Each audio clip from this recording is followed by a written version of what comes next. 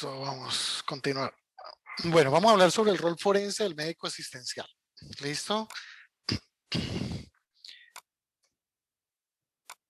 A ver, desde que uno nace, se ve envuelto en un marco legal, ¿sí? Entonces, solo por el hecho de pertenecer a la especie humana y haber nacido dentro de la especie humana, ya estamos dentro de un marco legal. ¿Quién sabe cuál es ese marco legal que tenemos que cumplir? ¿A alguien se le ocurre?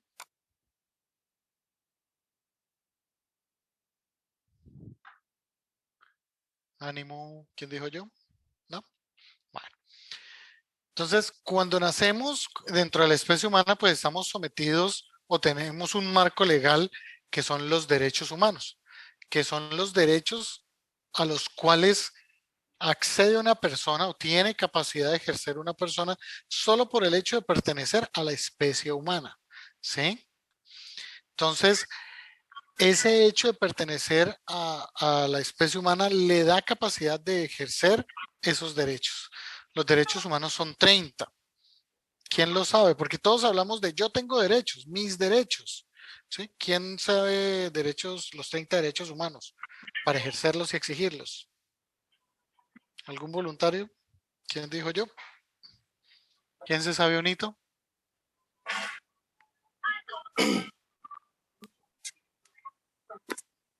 ¿Quién? ¿Quién? Pues está el derecho a la vida, el derecho a la Uno, salud, a la libertad de dos, expresión, tres, a la educación. cuatro. Solo nos faltan 26.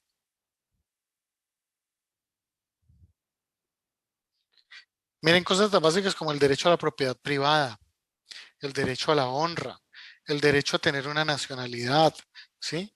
El derecho a la privacidad, ¿sí? Y son 30 derechos. El derecho a saber los derechos humanos, o sea, es un derecho en sí mismo, ¿sí? Los vamos a ver uno por uno y vamos a revisar esos derechos humanos para que ustedes con propiedad puedan decir, bueno, estoy ejerciendo mis derechos humanos solo por ser parte de esta especie. Luego de haber nacido como seres humanos, todos nacimos en un territorio, ¿sí? En este caso en Colombia. Entonces, al estar en Colombia estamos sometidos a otro marco legal. ¿Cuál se les ocurre que puede ser ese marco legal por el hecho de haber nacido en Colombia, de ser colombianos? La Constitución Política de La Colombia. Constitución Política Colombiana, muy bien, compañera. La Constitución Política Colombiana sería ese segundo marco. ¿Listo? Que debemos someternos, queramos o no queramos. ¿Sí? Porque nacimos aquí, nos toca cumplirlo. ¿Listo? De ese marco legal se desprenden todas las demás leyes en nuestro país. ¿Listo? El derecho penal, el derecho civil, el derecho administrativo. El derecho tiene muchas ramas en que se pueden desprender de ese marco legal que es la Constitución colombiana. Y nuestra Constitución digamos, se hace más grande porque se extiende a todos los convenios y tratados internacionales que Colombia firme o a los que se adhiera o a todas las convenciones internacionales que Colombia ratifique, ¿sí? Por ejemplo, que ustedes han oído hablar del convenio de La Haya. Entonces, si Colombia firmó ese convenio, todo ese convenio de La Haya hace parte de nuestra Constitución. O sea que imagine que es norma de norma. Entonces, así no las conozcamos esos convenios, hacen parte de nuestra Constitución y ya van a ver cómo. Hay un mecanismo que los integra a nuestra Constitución. ¿Listo? Ahora, por ser nosotros adultos o ser mayores de edad, nos rige otro marco legal o nos comienzan a regir otro marco legal. O por ser menores de edad también estamos en un marco legal. Entonces los menores de edad, por ejemplo, están dentro de un código especial, ¿sí? Si cometen algún delito o algo, los cobija un tipo de ley especial, como al ser adultos nos cobija otro tipo de ley especial. Si cometemos delitos, hablando de la parte penal, ¿sí?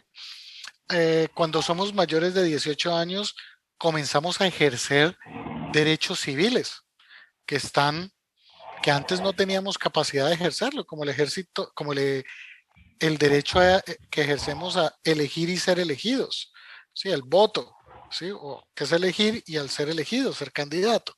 Y ese tipo de derechos, poder casarse, poder tener familia, poder hacer parte de organizaciones administrativas, poder crear empresas, son derechos civiles que vamos adquiriendo con la sola mayoría de edad. ¿Listo? Después de ese marco legal, pues si usted estudió medicina, pues está sometido a otro marco legal. ¿Quién sabe cuál es el marco legal que los rige a ustedes?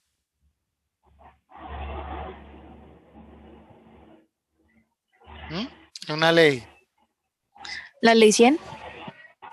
No, porque la ley 100 es para todos los colombianos, usuarios y prestadores de servicios. No, pero que es exclusivamente para los médicos o para las personas que trabajan en el gremio de la salud, en especial los médicos. El Código de Ética Médica, ¿sí? La ley 23 de 1981. Ese es el código de ética que nos cubre a nosotros como médicos, ese marco legal. Y si usted trabaja como médico en una institución privada, como el hospital, ¿sí? En este caso es rural, ¿sí? O como rural, trabaja para el Estado, pues lo cobija otro marco legal, ¿sí? Que es el Código Único Disciplinario, que es el que da las normas de comportamiento dentro de su función laboral y fuera de su función laboral de los servidores públicos. Entonces, miren cómo esos marcos legales, estamos rodeados de marcos legales y cada acción suya, cosas que haga o deje de hacer, ¿sí? De forma pasiva o activa, van a tener repercusiones en ese marco legal. Y por lo que veo, muchachos, no hay mucho conocimiento de eso.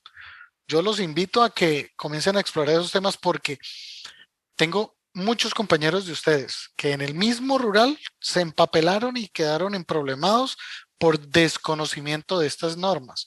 Y el que ustedes conozcan la norma no lo excusa de la responsabilidad. ¿Listo? Ni le merma responsabilidad. Entonces, es que yo era servidor público, hizo tal cosa y usted no sabía que no podía hacer eso. Yo estaba en el rural y resulta que a mí me dijeron que hiciera esto y yo lo hice. Usted sabía que no lo podía hacer y cometió un delito que llama prevaricato y se va para la cárcel. Sí, entonces, ojo con esas cosas, muchachos. Lo invito a que... ¿Cuál cajita?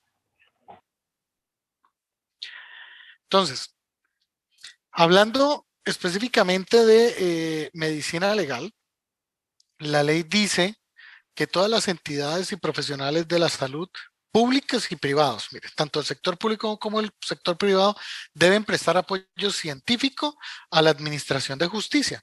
La justicia, el derecho a la justicia es un deber humano, es un derecho humano.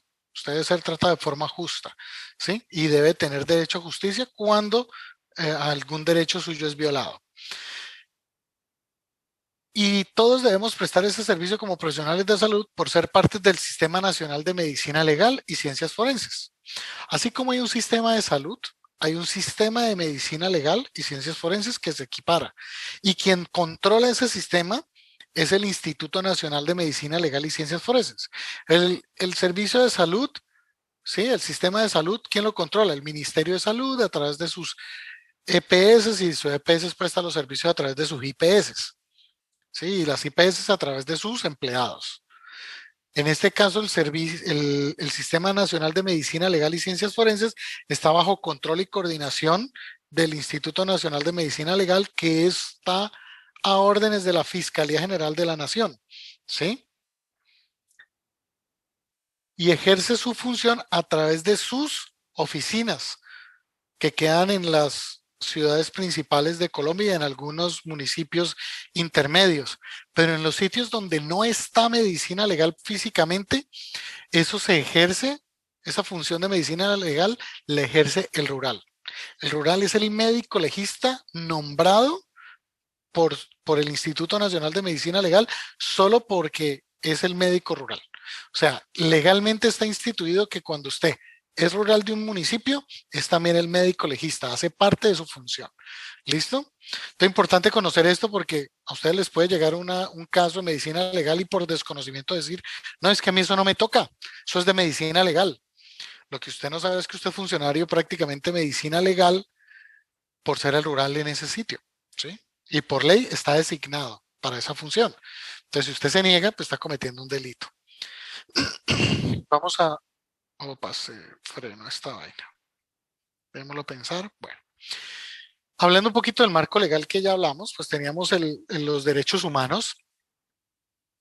En el marco internacional tenemos los derechos humanos, que es el DDHH, o su abreviatura. El DIH es el Derecho Internacional Humanitario, que este es un derecho especial internacional que se aplica a los países que están en algún tipo de conflicto armado, sea conflicto armado interno, como el de Colombia, que es las fuerzas del Estado contra fuerzas irregulares, ¿sí? Dentro del mismo país, o los conflictos armados no internos, se les llama así, no internos, que es cuando un país está en guerra con otro país, como Irak y Pakistán, o los países por allá árabes que están en conflicto, en guerra.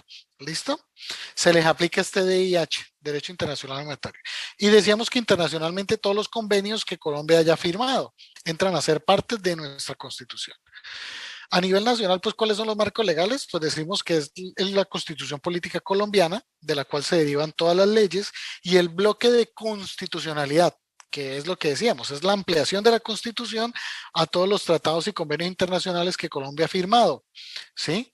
¿A través de qué? A través del artículo 93, que dice que los tratados y convenios internacionales ratificados por el Congreso, que reconocen los derechos humanos y que prohíben su limitación en estados de excepción, prevalecen en el orden interno, o sea, hacen parte de la Constitución. ¿Listo? A través de este artículo 93. Entonces se puede decir que todos los tratados internacionales están en este artículo, aunque no están escritos en nuestra Constitución, son parte de ella. Y es bueno al menos saber que eso existe. ¿Listo? Y es un artículo de nuestra Constitución. ¿Qué es limitación de los estados de excepción? Hay algunos países que limitan los derechos humanos durante momentos especiales del país. Por ejemplo, Venezuela. El presidente decidió no respetar ciertos derechos humanos, no garantizarlos durante el proceso que tienen ellos allá, ¿sí? O Estados Unidos, o ciertos países que están en determinadas situaciones, dicen, aquí lo que importa es restablecer el orden nuevamente, independiente de los derechos humanos de quienes están alterando el orden. ¿Sí? Porque tenemos que los derechos humanos de todas las demás población prevalecen sobre los derechos humanos de una minoría, ¿sí? O de unos pocos. Entonces, en algunos países se da esa situación, en otros países no. En Colombia no se supone que no se limitan esos derechos humanos en el estado de excepción. ¿Listo? Pero es imposible garantizar esa no limitación. ¿Sí? Colombia la prohíbe, pero es que Colombia no puede controlar a cada uno de sus funcionarios, a cada uno de sus soldados, y a cada uno de sus policías y a cada uno de sus ciudadanos. Es imposible controlarlos. Está en el autocontrol de las mismas personas el ejercer esa limitación, esa no limitación de los derechos humanos. Quien decide violar el derecho humano de otra persona es el agresor, sin consultarle a nadie. Bueno, la Constitución Política Colombiana en su artículo 123 dice que los servidores públicos, los miembros de las corporaciones públicas, los empleados y trabajadores del Estado y sus entidades descentralizadas y territoriales y por servicios, son servidores públicos que están al servicio del Estado y de la comunidad y ejercerán sus funciones de la forma prevista por la Constitución, la ley y el reglamento. La ley determinará el régimen aplicable a particulares que temporalmente desempeñen funciones públicas y regulará su ejercicio. ¿Qué significa esto? Que usted como servidor público pues tiene que cumplir todos estos marcos legales, pero que si usted es un particular contratado a través de un tercero para una entidad pública, pues también es servidor público, así esté trabajando para una temporal. La temporal es muy usual en en los servicios de salud, que a usted lo contrate una temporal y esa temporal lo manda a trabajar a usted al hospital o de tal municipio, de tal ciudad. Aquí en el mismo hospital Erasmo Meo se da eso. Muchos médicos están contratados a través de temporales o a través de cooperativas, que son particulares. Pero como finalmente su función es trabajar en el hospital, usted viene siendo un servidor público por el tipo de funciones que ejerce. Entonces le aplica todo lo mismo que a los que están nombrados de planta. La administración de justicia es una función pública, o sea, al ser nosotros funcionarios públicos, estamos obligados, ¿sí?, a ayudar en la administración de la justicia, y más como médicos. En la ley 9 del 52, mire lo que dice el artículo 11, desde el año 52 está esto, dice, los rurales están obligados a prestar gratuitamente los servicios de medicina legal donde sean asignados. Entonces no es voluntario, no es cuando yo quiero, desafortunadamente es una obligación y es parte de sus funciones. Lógico, al ser funcionario público y no cumplir con sus funciones, vamos a ver qué sanciones habría. Dice, la ley 906 del 2004 es el Código de Procedimiento Penal, dice en su artículo 250 que los procedimientos en casos de lesionados o víctimas de agresión sexual, la policía judicial requerirá el auxilio de un perito forense a fin de realizar el reconocimiento o examen respectivo. ¿Sí? Ya vamos a ver en qué casos les van a solicitar eso. El reconocimiento de examen se realizará en un lugar adecuado, preferiblemente medicina legal, o en su defecto, un establecimiento de salud. ¿Cuál? Cualquiera. Cualquier sitio que sea categorizado como un establecimiento de salud y tenga licencia para funcionar como un establecimiento de salud, pues tiene que prestar estos servicios. Por eso ahora para trabajar en las urgencias les están exigiendo un curso de violencia sexual. ¿Listo? El artículo 410 habla de la obligatoriedad del cargo de perito y dice que el nombramiento de perito tratándose de servidor público es de forzosa aceptación ejercicio. O sea, no tenemos tutía, nos toca cumplir la función. Para el particular solo será ante la falta absoluta de ellos. ¿Qué significa eso? Por ejemplo, usted está en un pueblito o aquí en Cúcuta. Entonces, Cúcuta tiene su Instituto de Medicina Legal, sus oficinas, pero trabajan de 8 de la mañana a 5 de la tarde.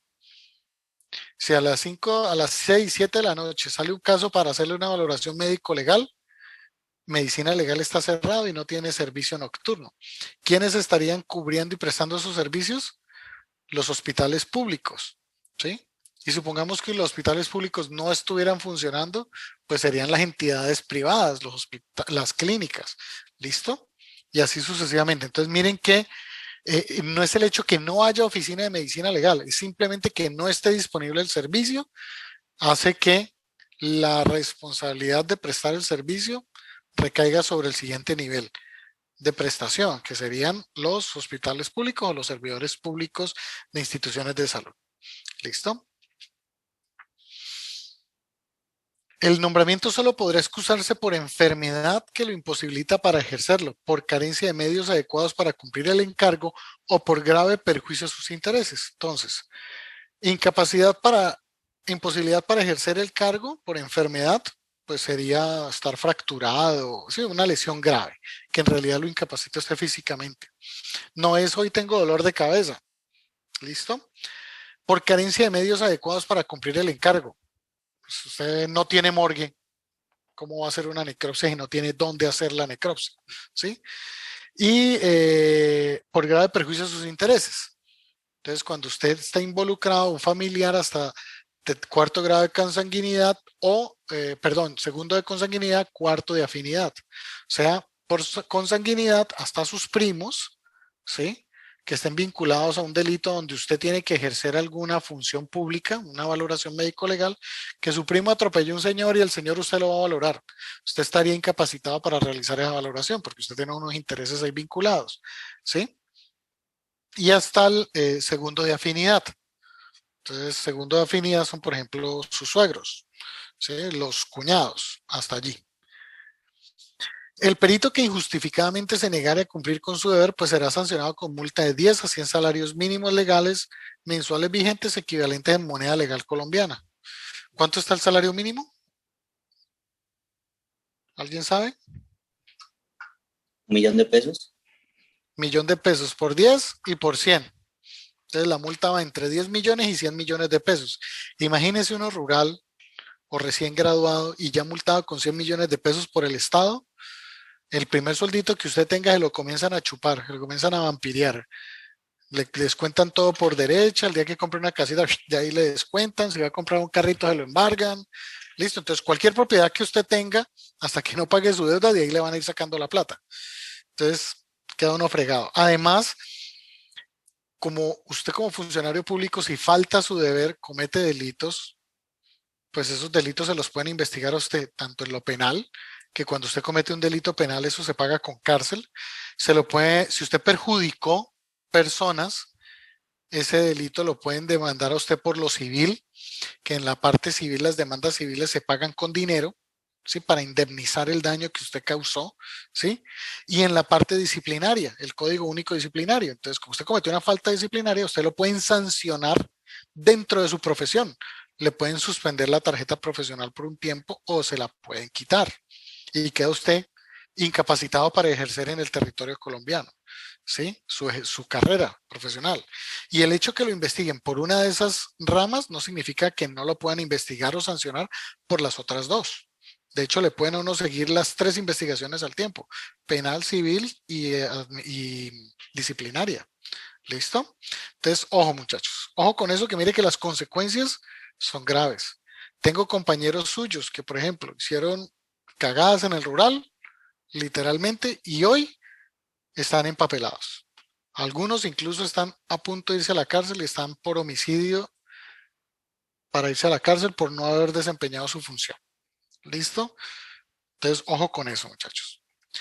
La ley 734 del 2002, el Código Único Disciplinario, también dice, el omitir, negar, retardar la prestación de servicio a que está obligado por ley le puede originar investigación disciplinaria, lo que decíamos ahorita. La ley 1146 del 2007 impone a todas las entidades promotoras de salud de EPS practicar las pruebas forenses, patológicas, psicológicas necesarias para adelantar un proceso penal en el contexto de la atención integral en salud a menores y adolescentes víctimas de agresión sexual a la que están obligadas estas entidades, entendiendo el principio de gratuidad y oportunidad, remitiendo el informe respectivo de forma inmediata. Entonces, mire hasta dónde va esto. Es supremamente delicado y cuando hay menores involucrados es aún más complicada la cosa, ¿sí? Porque miren que tienen los menores prácticamente acceso gratuito y libre cuando son víctimas de agresión sexual a todo el sistema de salud y así debe ser. Y uno no se puede convertir en un obstáculo a eso. ¿Listo? Y el broche de oro, que es la ley 23 de 1981, el Código de Ética Médica, que en su artículo 1, literal 6 dice, el médico es auxiliar de la justicia en los casos que señala la ley. Ora como funcionario público, ora como perito expresamente designado para ello. En una u otra condición, ¿sí? Ya sea como médico o como perito, el médico cumplirá su deber teniendo en cuenta las altas miras de su profesión, la importancia de la tarea que la sociedad le encomienda como experto y la búsqueda de la verdad y solo la verdad. ¿A qué va esto? Es que cuando alguien es víctima de un delito y está herido o lesionado, ¿para dónde coge? ¿A dónde es el sitio que llega una persona cuando le pegan un tiro? ¿A dónde va un tipo que lo atropella un carro? ¿A dónde va un tipo o que lo violan? ¿O una niña que la violan? ¿O un niño que violan? ¿Sí? O alguien que pelea con el vecino y queda herido. ¿Para dónde coge? Pues para el servicio de salud. Entonces, muchos de estos casos, la primera persona calificada que los va a ver son ustedes. Y son los que van a tener la oportunidad de recuperar evidencias que podrán vincular, ¿sí?, a un delincuente o a exonerar a un inocente de esto, ¿sí? Les pongo un ejemplo sencillo, sencillo. Pónganse ustedes en los zapatos de alguien, de la víctima, ni siquiera de la víctima, de familiar de la víctima. Si alguno de ustedes tiene hijos o piensen en sus papás o hermanos y un borracho atropellara o matara a uno de sus familiares y seres más queridos, y el médico de urgencias no le tomara la prueba, ni siquiera tomara la molestia de tomar el tubo Acutainer tapa gris con los 5 o 6 mililitros de sangre que necesita para hacer la prueba de alcoholemia, y por esto salga libre la persona que mató a su familiar. O sea, en mi caso, ¿de quién fue el error? ¿Del sistema judicial? No, el sistema judicial actuó. ¿De quién fue el error? Del médico que no hizo su trabajo bien. ¿Yo contra quién me voy? Pues me voy contra el servicio de salud y el médico. Que le saco plata a ellos, aunque sea, porque no permitieron que se le hiciera justicia a mi familiar, ¿sí? Por no haber hecho su trabajo, su deber que está escrito en estos manuales. Entonces, mire que y estos manuales son de ley, son leyes. Entonces, por todo lado tenemos las de perder en esos casos. Hablemos un poquito de derechos humanos, que digamos es el perfil que yo quiero darle a esto. Piénselo siempre desde la perspectiva de los derechos humanos. Entonces, pues, ¿qué son los derechos humanos? Como lo decíamos, son los derechos que nacen a partir de las necesidades concretas ligadas a la dignidad del ser humano, ¿sí? O sea, hacen parte de la esencia del ser humano, del pertenecer a la raza humana, y comenzamos a ejercerlos desde que nacemos. ¿Listo?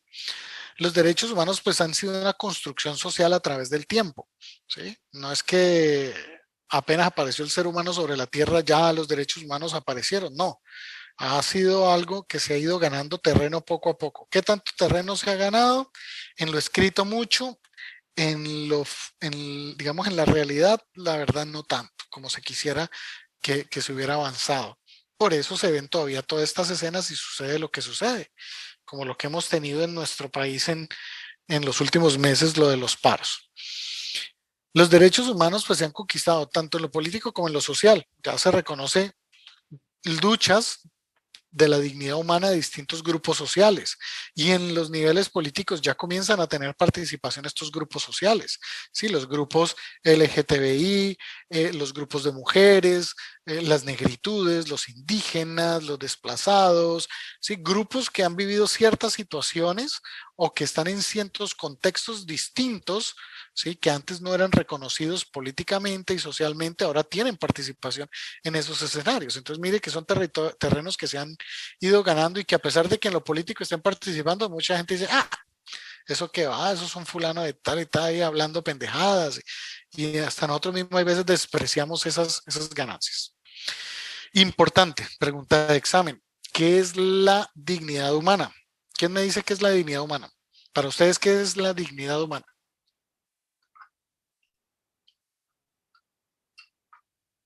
A todos nos gustan que nos traten dignamente. Entonces dígame usted cómo quiere que lo traten en términos de dignidad. ¿Qué debo hacer o qué no debo hacer para tratarlos a ustedes dignamente, jóvenes? ¿Cómo reconocerían que yo los traté de forma no digna? Porque ¿pasó qué? ¿Ya se durmieron todos? Y respeto. Pero ¿qué es faltarte al respeto? Porque estaba violando los derechos humanos propios de la persona. Esa sería una falta, o esa sería una falta a los derechos humanos, y una violación de derechos humanos.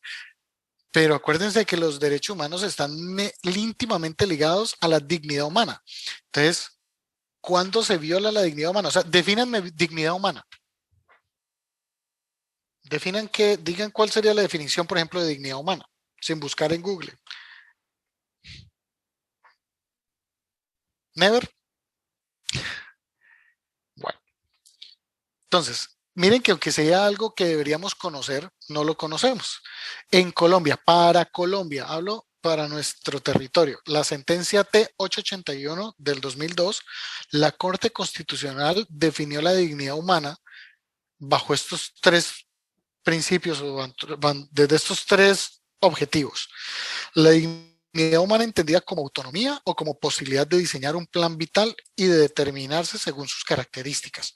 O sea, usted puede vivir como quiera.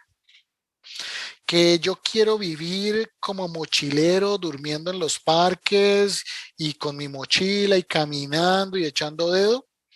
Perfecto. Es su decisión. Si usted lo considera, su plan de vida lo diseñó así, y tiene esas características, pues es su forma de vivir. Que usted quiere ser archimultimillonario y vivir en un palacete con los grandes lujos, pues eso tiene sus características, usted lo decidió así y es igual de respetable. ¿Listo? Entonces cada quien vive como quiere. Lo segundo, la dignidad humana entendida como ciertas condiciones materiales concretas de existencia, o sea, vivir bien. Pero ese vivir bien, ¿quién lo define? Usted mismo. Porque para mí, vivir bien y ponerme zapatos puede ser ponerme los Yves Saint Laurent, ¿sí? De 4 millones de pesos, y si no son Yves Saint Laurent, me tallan y me sacan callo. ¿Sí? Y para mí ese es mi estándar de necesidad. ¿Sí? Para otro, un par de alpargatas será suficiente. ¿Listo? Entonces, cada quien establece esa condición material de existencia. Cada uno le pone, porque usted mismo será el que tendrá que financiarla. Entonces, pues cada quien establece esas condiciones de existencia. El problema es que muchas veces se le impone a otras personas esas condiciones materiales concretas de existencia. Entonces piensen, por ejemplo, en el salario mínimo, que es insuficiente para la condición de nuestro país. Entonces la gente pues no tiene opción de ganar más que un salario mínimo, pues se le está imponiendo se le está imponiendo una condición material, ¿sí? Y se estaría violando esa dignidad humana. ¿Sí? El que usted no le paguen ni siquiera lo mínimo para poder sobrevivir en el país es ponerlo en una condición de vida indigna. ¿Listo? Entonces, ojo con eso. Y la dignidad humana entendida como intangibilidad de los bienes no patrimoniales, la integridad física y la integridad moral. Entonces, el vivir sin humillaciones, ¿sí? Los bienes no patrimoniales, o sea, esos bienes que no tienen valor en dinero, que no se pueden cuantificar en dinero y son solo valiosos para usted, ¿sí? Su integridad física, o sea, nadie tiene por qué hacerle daño a su cuerpo, y la integridad moral, es nadie lo debe afectar en sus convicciones morales y en su interior, en la forma en que usted decidió vivir, ¿sí? Como quien dice, que viva sin ser humillado. Entonces, dígame de ustedes si alguno ha violado esto. ¿Cuántas veces no le hicimos bullying nosotros a un compañero? O en la misma universidad ahorita ustedes le harán bullying a algún compañero. O algún compañero o compañera que tiene alguna característica particular de su decisión de cómo vivir, el que es medio hippie o mochilero, o el que es medio bohemio, y entonces lo saboteamos por eso. Entonces, ojo con ese tipo de cosas, muchachos. ¿Listo? Entonces, si tenemos siempre en mente estas condiciones con nuestros congéneres y con nuestros pacientes en especial, pues vamos a actuar siempre en pro de la dignidad de los individuos. Entonces la idea es conservar esas 3 características. Hablemos un poquito de las Naciones Unidas. Es una organización internacional fundada en 1945 después de la Segunda Guerra Mundial, con el propósito de evitar una tercera guerra mundial, ¿sí? Por los 51 países que se comprometieron a mantener la paz y la seguridad internacional. Fomenta la amistad entre las naciones, promueve el progreso social, la mejora del nivel de vida de las sociedades y promueve los derechos humanos. Entonces, por eso las Naciones Unidas es como la encargada de mantener la paz mundial. Entonces ustedes ven en todas las noticias que Naciones Unidas esto, que se quejaron ante Naciones Unidas, que lo demandaron ante Naciones Unidas, ¿sí? Que Naciones Unidas mandó los cascos azules para mantener la paz en un territorio. ¿Listo? Por eso Naciones Unidas se ven tantos escenarios. ¿Listo? Y es la encargada de velar por los derechos humanos. Tiene estos objetivos: mantener la paz y la seguridad internacional, fomentar la relación de amistad entre las naciones, ayudar a las naciones a trabajar unidas para mejorar el nivel de vida de las personas pobres, vencer el hambre, las enfermedades, el analfabetismo, fomentar el respeto de los derechos y libertades de los demás. Por eso en los países donde se están violando derechos humanos llaman a Naciones Unidas. Por eso cuando hubo lo de los paros, vino una comisión de Naciones Unidas a supervisar o a revisar o a vigilar qué estaba pasando para ver si en verdad se estaban violando derechos humanos o no. ¿Listo? servir de centro armonizador entre las naciones para alcanzar objetivos comunes, ¿sí?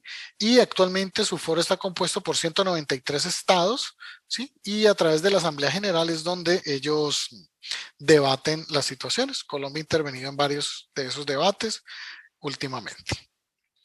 Bueno, volviendo nuevamente a nuestro escenario, ¿por qué les hablo de esto? Porque es que con el proceso de paz y el conflicto armado que venimos llevando, que no se ha acabado, porque solo se hizo la paz con un grupo armado, o ni siquiera con un grupo armado, con parte de un grupo armado, al margen de la ley, pues seguimos en un escenario, pienso que, a mi forma de verlo, yo pienso que peor que en el escenario en que estábamos, ¿listo? Por lo débil que fue ese proceso. Entonces nos vemos en el ojo del huracán internacional. Entonces Colombia ahorita es pues la mira de todos los de las entidades que regulan derechos humanos. Escenarios, ¿listo? Entonces, cuando usted está en un servicio de salud, ¿a qué se va a enfrentar? Se va a enfrentar a dos tipos de escenarios. Yo los he llamado así, escenario asistencial, donde le llega a usted una persona lesionada solicitando atención médica, ¿sí? Necesita servicios asistenciales, ¿sí? Y no tiene una solicitud expresa de la autoridad para un tipo de valoración en especial. Esta persona llega herida, lesionada o algo y lo que quiere es que le presten atención en salud, pero usted identifica que la persona estuvo vinculada en un delito, ya fuera como víctima o como victimario, y usted debe, digámoslo, cumplir con su rol forense en ese momento. Y el otro escenario es cuando ya la policía, el escenario judicial, cuando ya la autoridad, en este caso la policía judicial, ¿sí? Ya ha conocido de los hechos, está en un proceso de investigación o de indagación el delito, o sea, ya se está indagando sobre qué fue lo que pasó, la autoridad está investigando qué pasó y le llevan a usted una solicitud expresa pidiendo que haga una valoración médico-legal. ¿Listo? Cualquiera de los dos escenarios se le van a presentar a usted en el servicio de urgencias. O se presentan a diario. ¿Cada cuánto atendemos accidentados de tránsito en urgencias? Todos los días y en una noche varios. ¿Listo? Entonces en esos casos no asistenciales pues vamos a tener que ejercer nuestra función. ¿Listo?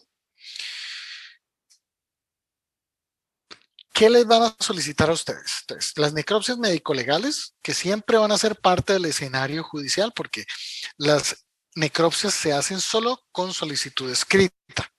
¿Listo?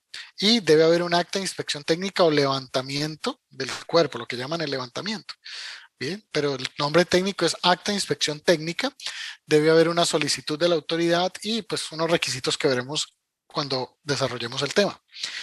Pero en personas vivas nos van a pedir valoraciones médico-legales de delito sexual, embriaguez aguda, violencia de pareja, edad clínica y lesiones personales.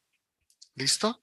Esos 5 tipos de valoraciones que nos van a pedir están reglamentadas y tienen un manual cada una de cómo se deben hacer y son de obligatorio cumplimiento a nivel nacional. Para nacionales y para extranjeros, médicos nacionales y extranjeros que vengan a ejercer en nuestro país. ¿Listo? Para solicitarnos esa valoración, la autoridad puede hacer una solicitud escrita o verbal. A diferencia de la necropsia que siempre va a ser escrita. ¿Listo? Pero para estas va a ser verbal o escrita. ¿Listo? Y estas situaciones, el delito sexual, la embriaguez, la violencia de pareja, la edad clínica y las lesiones personales son eventos que nosotros vamos a reconocer en nuestros pacientes que posiblemente no tengan una orden. Entonces, si a mí me llega un señor vinculado en un accidente de tránsito para que lo atendamos porque viene herido, pues ¿qué es lo más posible de estos manuales que tengamos que aplicar? El de embriaguez aguda y el de lesiones personales. Así no haya una solicitud escrita. Pero pues si está en un accidente de tránsito, lo relevante sería ver qué le pasó a él, qué lesiones tiene, ¿sí? Y si está ebrio o no, independiente de si es la víctima o el victimario. ¿Listo? A futuro se va a necesitar esa información, ¿sí? Cuando les llegan esos niños abandonados que los encuentra la policía o niños ahorita, por ejemplo, que llegan de Venezuela solos. que llegan a un servicio de salud, se los llevan a ustedes o les llega un servicio de salud para que les presten atención médica por deshidratación, en fin, lo que sea, ¿sí? O niños abandonados. Van a necesitar determinar la edad clínica de ese menor si él no la puede manifestar. Entonces, tienen que haber muchas situaciones en las cuales ustedes van a aplicar los reglamentos sin necesidad de una orden escrita de la autoridad. Ahora vamos a ver esas guías y reglamentos, ¿sí? ¿Cómo se aplicarían? Entonces, en el escenario asistencial, ¿sí? Donde ustedes van a reconocer la necesidad de aplicar un reglamento técnico, ¿sí? Van a hacer lo siguiente. Entonces, llega la persona para valoración médica. Ustedes van a abrir su historia clínica común y corriente, van a comenzar a prestar su atención médica, pero durante esta atención médica, en la historia clínica deben documentar en detalle, ¿sí? Todos los hallazgos, deben preservar esos hallazgos de forma escrita, ¿sí? Pueden utilizar también fotografías, grabaciones, filmaciones para preservar esos hallazgos, ¿sí? Si a usted les llega un herido de bala, lo mínimo que puede hacer es describir en la historia clínica las características de la herida de bala. Eso va a ser de muchísima ayuda en la investigación. Que yo no sé describir herida de bala, por Dios, tómele una foto. El, el celular es más rápido para cualquier cosa que sucede en la calle, lo filman y lo graban. Pues úselo en su trabajo, tómele una foto a todas las heridas que vea. Una foto de cerca y una panorámica para ubicar en qué parte del cuerpo está y listo. Y las anexa a su historia clínica o documenta que usted las tiene. Sí, anota en la historia clínica que se tomaron las fotos. Entonces, cuando le preguntan a usted, ¿y usted vio la herida? ¿Y cómo es la herida? No, mírela, esta era la herida y le muestra la foto al fiscal, al juez. Sí, esta era la herida, esta fue la herida que yo vi. ¿Sí? Aunque usted no la sepa describir, la tiene ahí. ¿Sí? Porque después de que esa persona vaya a cirugía, la van a remodelar, la van a lavar, la van a limpiar, van a suturarla, van a debridarla y va a cambiar completamente sus características. Entonces hay que documentar esos hallazgos, ¿sí? Documentar la atención que usted brindó, el tratamiento, su raciocinio de por qué aplicó ese tratamiento, y eso va a permitir evaluar la calidad de su atención en salud, de cómo trabajó usted. Pero imagínense qué calidad del servicio que prestó un médico se puede evaluar desde una evolución en un párrafo de 4 líneas, de 4 renglones. Para el fiscal lo que no está escrito no existe. Entonces, si usted, paciente estable, sin alteraciones, avisar cambios. ¿Qué tipo de atención fue esa? ¿Sí cumplió todos los parámetros de una valoración que tiene un aspecto subjetivo, objetivo, un análisis, un plan? No. Entonces, ojo que eso va a permitir evaluar también la calidad de la atención que usted prestó. ¿Quién es el responsable de consignar esos hallazgos y toda esa información? Pues el médico, porque usted es el autor de la historia clínica. ¿Listo? Usted escribió la historia clínica de puño y letra, ¿sí? O en un sistema. Y vinculado a ella por corresponsabilidad todo el personal de salud que está involucrado en la atención, desde el portero hasta el administrativo que le abrió la historia clínica, como el asistente que le tomó los signos vitales, ¿sí? Como el auxiliar que le ayudó a usted en el procedimiento. Todos ellos van a estar vinculados en esa atención. ¿Listo? Pero el principal responsable de la cabeza es usted como médico. Pues el que más sabe, ¿no? En el servicio, el que maneja, el jefe del servicio es usted, el director del servicio. Todas las evidencias que usted encuentre durante ese proceso de atención, como muestras biológicas, sangre, orina, saliva, semen, epiteliales, raspados ungueales, frotis, todo eso que usted pueda recuperar y que sospeche que está ahí, proyectiles, residuos del cartucho, prendas, fotografías, videos, van a ser evidencias. ¿Cómo sabemos si algo es evidencia o no? Pues simplemente hagas esta pregunta, si fue utilizado para cometer el delito o es producto del delito. Si cumple alguna de esas dos condiciones, es una evidencia. Ah, que el sombrero que tenía el señor puesto, lo dejo también, pero ¿por qué viene el señor? No, es que le pegaron un machetazo en la pierna. ¿El sombrero para qué? ¿Sí? Listo, entonces, ojo. Hay que ser muy coherente también en lo que yo recolecto, no es recolectar por recolectar todo, ¿sí? Lo que traiga la persona puesta, sino donde yo sospecho que hay evidencias. En un delito sexual, pues Si es la ropa interior, importante. Las medias no tuvieron contacto con ningún fluido, pues no tienen ninguna importancia. Los zapatos no tuvieron contacto con fluidos, no tienen importancia, ni la camisa ni el pantalón, ¿sí? A menos de que hayan tenido contacto con fluidos. ¿Listo?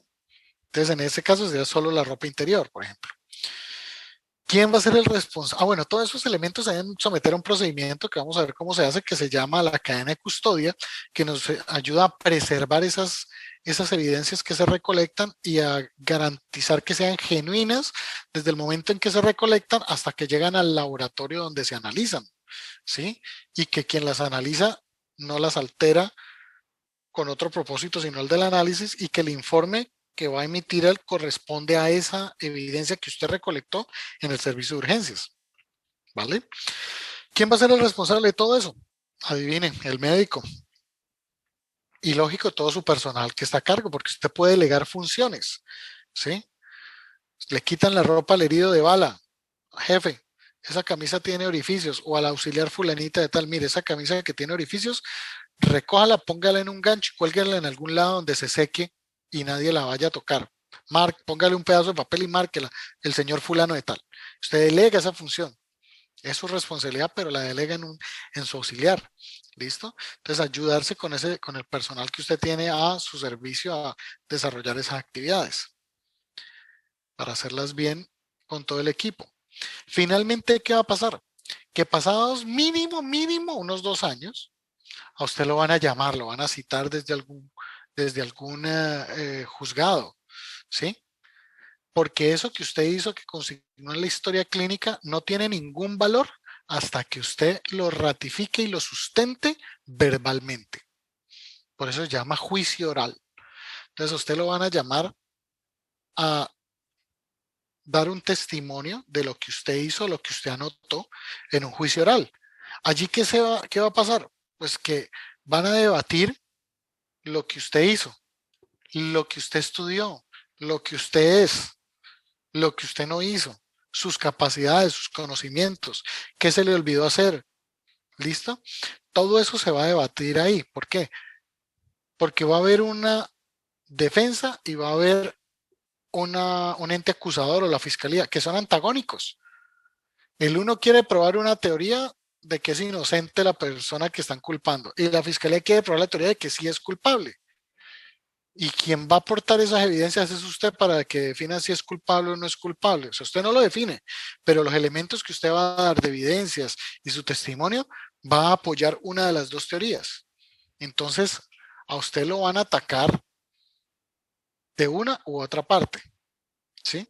Ya sea a quien no le convenga sus evidencias, lo va a atacar. Si sus evidencias no le convienen a la defensa, pues ellos lo van a atacar a usted tratando de virtuar que usted sea médico, de que usted sea buen médico, de que su universidad era una universidad respetable y calificada, de que usted estaba capacitado para hacer lo que hizo, ¿sí? De que tenía conocimientos y experiencia para hacer lo que hizo, que se le olvidó hacer algo, que no aplicó el reglamento, que no aplicó la guía, ¿sí? El manual, ¿sí? Entonces, ojo con eso, que no llevó la cadena de custodia, o sea, por ahí van a tratar de metérsele, ¿listo? Y si usted dejó algún huequito, pues se le meten y termina usted demostrando que no hizo lo que tenía que hacer.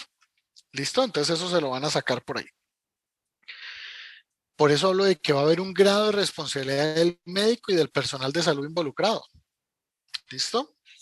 Si usted no tomó la muestra de sangre para determinar que esa persona estaba embriagada y finalmente eso se da a juicio, ¿de quién fue la culpa de no emitir la orden? Denme un segundo, muchachos, un segundito.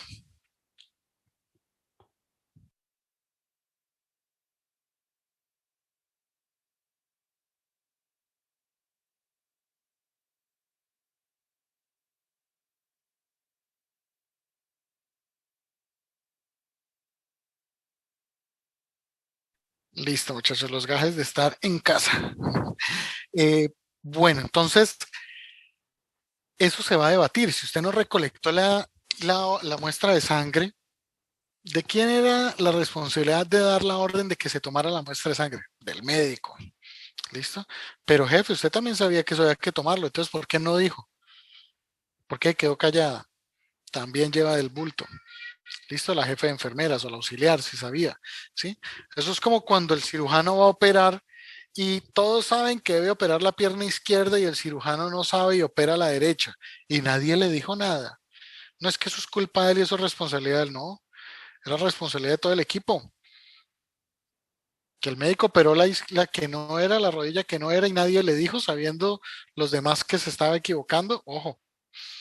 Entonces, ojo que estos son trabajos de equipo donde todos estamos involucrados. Entonces, finalmente esto entra a debate y es lo que usted puede aportar para comprobar la inocencia o la culpabilidad de alguien. Eso va a aportar a esas teorías. ¿Listo?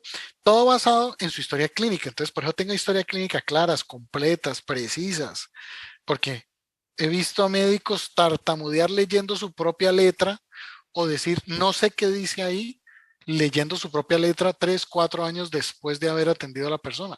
Y ellos mismos no entenderse su letra o no recordar. Cosas como herida en la espalda. ¿Pero en qué parte de la espalda, doctor? Es importante para el caso si la herida fue en la parte superior de la espalda o en la parte baja de la espalda. ¿Por qué? Pues que una mujer puñalea de arriba hacia abajo y un hombre puñalea de abajo hacia arriba. Y con las características de la herida podríamos determinar si las características, la cinemática del trauma de la herida corresponde al sexo del agresor. ¿Sí? Ojo con eso. Entonces mire cosas tan sencillas como eso. ¿O dónde estaba el agresor? Herida en el tórax. Anterior, posterior, lateral derecha, lateral izquierda. Algunos dicen que el agresor venía de la derecha, que le dispararon de la izquierda. Otro dijo que el agresor le disparó desde atrás. Doctor, usted que vio el herido y sabe en qué parte del cuerpo, nos saca la duda. ¿Desde dónde le dispararon? No, dice herida en el tórax. ¿Pero en qué parte del tórax? No, no me acuerdo. Ver eso, pues da tristeza pues en un escenario judicial porque uno sabe que eso va a tener luego consecuencias contra el médico, ¿no? El no haber hecho ese trabajo bien. Cuando tenemos el escenario judicial, que es que llega ya la autoridad con conocimiento de unos hechos, de un delito y ya se está llevando una investigación, les van a llegar a ustedes con una solicitud escrita o verbal. La autoridad le va a decir, doctor, hágale el sexológico a este señor o a esta niña o a este niño o a esta señora o hágale la embriaguez, verbalmente o por escrito. Entonces usted ahí no va a hacer la historia clínica, sino que usted va a escribir un informe pericial. ¿Qué es un informe pericial? Es un concepto técnico suyo como experto en salud, ¿sí? Sobre la condición clínica de un individuo. ¿Listo? Es un informe técnico. Entonces aquí no hay relación médico-legal. Usted no va a prestar servicios asistenciales, usted no va a formular, usted no va a realizar procedimientos médicos durante este informe pericial. ¿Listo? ¿Qué va a tener? Lo mismo que consignó en la historia clínica en el caso pasado, va a ser lo mismo que pide este informe. De describir extensamente las lesiones de forma concreta, fotografías, videos, muestras biológicas, ¿sí? Recuperar evidencias, someter la cadena de custodia, todo lo que hablamos en el caso anterior. Y finalmente, ¿en qué va a terminar? Usted va a terminar en lo mismo, en un testimonio, en un juicio oral para debatir su idoneidad, capacidad, conocimientos, actos, omisiones y grave responsabilidad del perito involucrado. ¿En dónde? En un juicio. ¿Cuándo?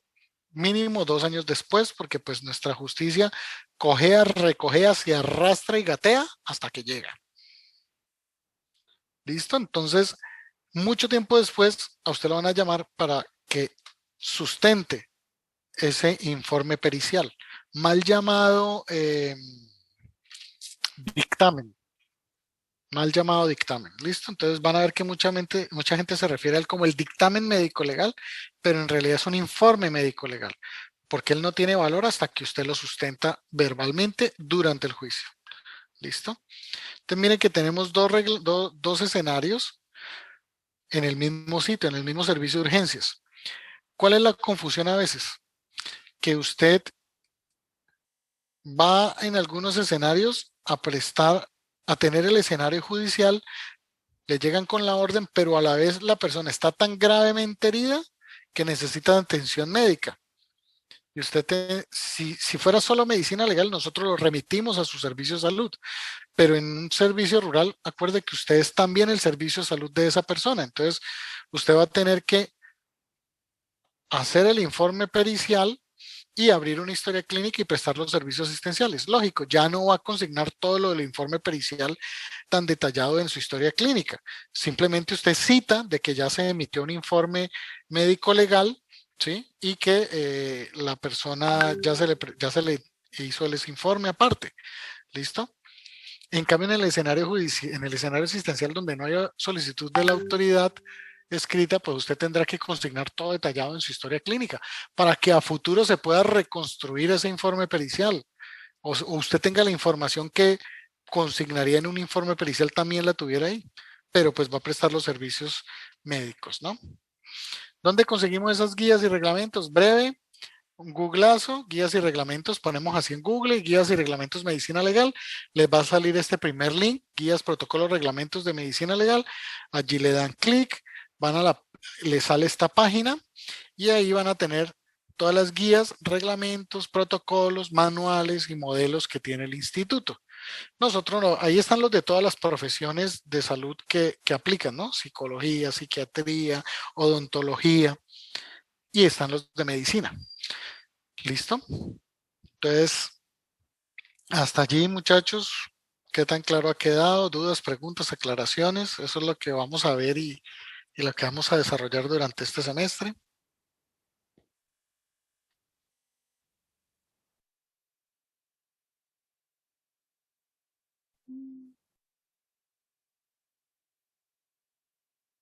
No, señor. Bueno, muchachos, entonces, por favor, revisemos vayan revisando los conceptos básicos de anatomía, ¿sí? Los vamos a necesitar, lo de los planos anatómicos, eh, ese tipo de cosas, anatomía básica de cabeza, cuello, tórax, abdomen, porque en las descripciones vamos a ver planos musculares, ¿sí? Entonces, por ejemplo, cuando usted tiene una herida, usted tiene que describir los planos musculares que afectó. Entonces, planos musculares grandes, ¿no? Los planos musculares superficial, medio y profundo de cada área corporal, recordarlos, la distribución interna de los órganos, tenerla presente, ¿sí? Es importante tenerlas para las descripciones que hagamos, ¿sí? Eso es una recomendación. Para la próxima clase, que sería el jueves, veríamos, vamos a revisar lo de, puede ser cadena de custodia, evidencia y cadena de custodia, para que tengamos claro ese tema, ¿vale? Eso lo pueden revisar en la página de la Fiscalía General de la Nación, o yo les anexo a ustedes a través de la compañera, les envío el reglamento o el manual de cadena de custodia, que todos lo debemos conocer. Es un procedimiento de obligatoria aplicación según el Código de Procedimiento Penal, y el Código Penal, de hecho, no aplicar la cadena de custodia a una evidencia puede llegar a ser un delito penal. Entonces, usted no manejar una evidencia bien puede convertirlo usted en un delincuente. Listo, entonces vamos a revisar ese temita que es relevante. Si no tienen más preguntas, muchachos, pues que descansen y nos vemos el jueves. Muchas gracias, doctor. Bueno, Vale, doctor, muchachos. muchas gracias. Vale, doctor, muchas gracias. ¿Cuántos son ustedes? Vengan una cosita, una cosita. ¿Ustedes son cuántos? ¿Me dicen? No se me vayan un momentico. En el grupo somos 70. Somos 70. Listo, entonces vamos a hacer una cosita. No me vayan todavía, que vamos a firmar la asistencia, ¿sí? Llamado asistencia. Hoy es 06/07 del 2021. Entonces, vamos en el chat, a partir de ahora todos coloquen nombre, cédula y le dan enter. ¿Listo? Para que me quede a mí ahí la asistencia de todos los que terminamos la charla.